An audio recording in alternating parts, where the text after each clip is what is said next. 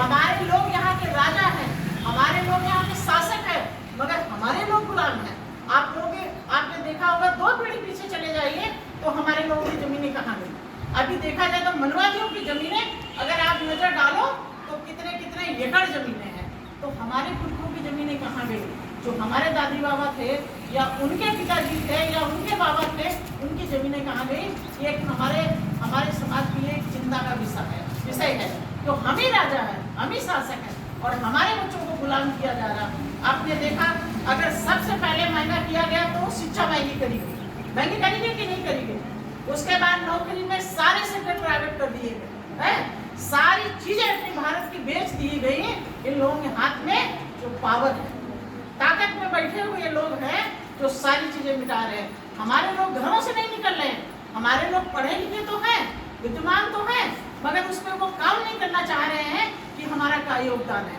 अब हमारे बीच में बाबा साहब नहीं आएंगे, अब हमारे बीच में अब मानवर काशीराम साहब नहीं आएंगे, या जितने भी महापुरुष हैं वो हमारे बीच में नहीं आएंगे।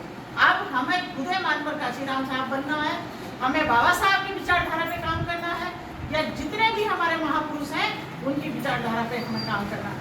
आज कम से कम ये छोटा कुछ बिहार बना है तो आपकी बैठने की जगह है, बैठने की जगह है कि नहीं है।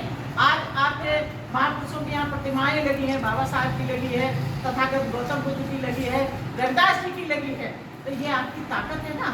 आपका यही मंदिर है, आपको कोई भी अगर फंक्शन करना है, कुछ भी करना है, आप उधर ना जा करके आप यहाँ पे आकर के, आपको कोई रोक नहीं सकता है। ये आपकी जगह है, आपके बाबा साहब हैं। आप जो बच्चे पढ़ने आती हैं तो इनको फ्री में ट्यूशन इसलिए दी जाती है कि बच्चे हमारे ताकतवर हो सके। हमारे बच्चों को पता होना चाहिए कि हमारे लोगों के साथ भेदभाव कैसे होता है, कितना सख्त भेदभाव होता है। जो हमारे बच्चे पढ़ना चाहते हैं मगर वो पढ़ नहीं पाते हैं, कहीं ना कहीं उनका डाउन होता है, कहीं ना कहीं वो आहत होते हैं, परेशान होते हैं। वो पढ़ना चाहते हैं मगर फिर भी उनको मजबूरी में पढ़ाई छोड़नी पड़ती है।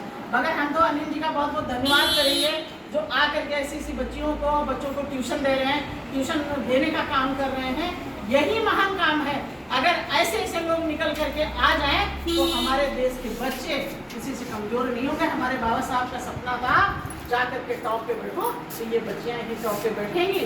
भारत देश का नाम रोशन बच्चियां ही करेंगी। आप लोग कहती हो कि बच्चियां पराया धन है, वो पराया धन नहीं है। आपकी कोख से जन्म लेती हैं तो ये आपका धन है। ये मत कहो कि बेटा नाम रोशन करेगा, ये बेटियां भी आपका नाम रोशन करेंगी। दोनों बच्चों की शिक्षा बराबर होनी चाहिए। शिक्षा वो श्रेणी का दूध है जो पिएगा वो कहीं भी जाकर के दहाड़ेगा अपने अधिकार के लिए। इसलिए बेटा और बेटी में भेदभाव मत करिए, दोनों बच्चों की शिक्षा बराबर होनी चाहिए। आपको चाहिए कपड़ा कम पहन लीजिए,